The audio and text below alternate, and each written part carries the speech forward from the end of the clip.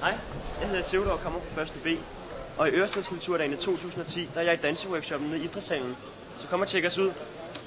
I danseworkshoppen, der er det bare leg og spas, og vi danser til masse fed musik. Og så kommer alle folk bare med deres idéer, som så prøver at sætte så godt, end vi nu kan. Så det bliver lidt alle med i det, så det ikke bare kun er læreren. Og så ellers har vi det virkelig fedt.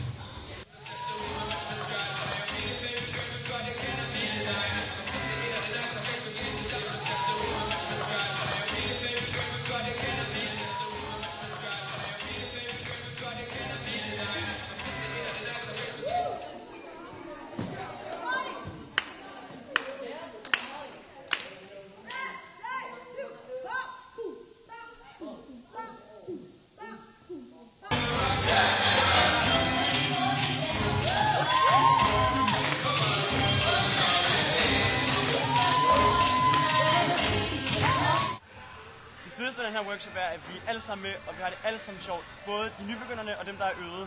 Så de øde får nogle soler, de selv danser, og nybegynderne de kan bare med i rutinen. Så alle har det sjovt, uanset hvor gode vi er.